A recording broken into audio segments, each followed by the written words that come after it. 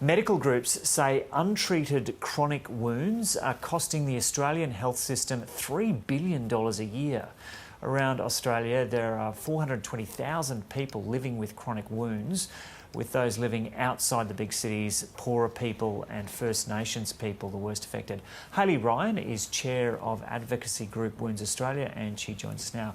Hayley, welcome. So when we're talking about chronic wounds, can you give us some examples and what's the care that's needed for these wounds? So the problem is people don't realise how bad wounds can get. We're not just talking about if you've had a fall, you've got a little scratch on your knee and put a dressing on it.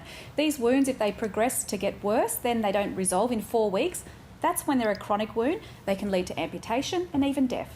And what's the kind of care that should be being given to these people that's not getting through? Early referral and good guidance by a wound clinician.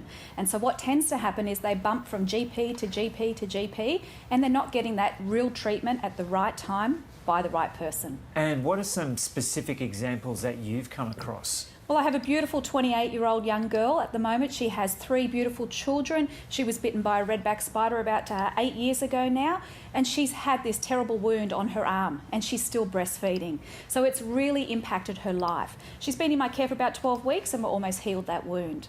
Well, and in what part of Australia was that? So that's regional Victoria. Yep. And it is people in the regions that, among other groups, that are worst affected by this? Well, I would say there's different cohorts, right? Yeah. So there's over 65-year-olds that are definitely suffering, but also younger people. But yes, rural and remote is a real issue. So that's why telehealth services are absolutely crucial. And so, yeah, what are some of the solutions to this? So look, we've got our 11-point plan with Wounds Australia. We're partnering with government bodies now to really drive that, and that looks at how we provide education and training to clinicians to build capacity and grow knowledge, but also look at reforms. How do we get subsidies for dressing products, for example? Some people are paying up to $1,000 a week for dressing products. And how optimistic are you that that the government will listen to you on this? Well, I think we stay optimistic and we keep talking to them and we try to keep pushing for reform, because at the end of the day, you mentioned 420,000 people are living with wounds. That we know of. We expect it to be a lot higher. And how did you come up with this figure that it's costing like $3 billion a year? Yeah, it's been studied. We've got the evidence. It's in the literature.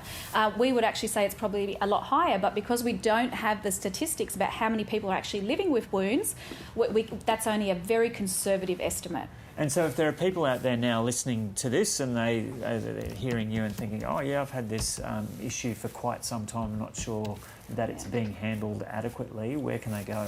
Please go to the Wounds Australia website, seek out some wound specialists who are going to get you on the right journey and the right treatment plan. Okay, Hayley, thanks so much for coming in and Thank you. having a chat to us. Thanks.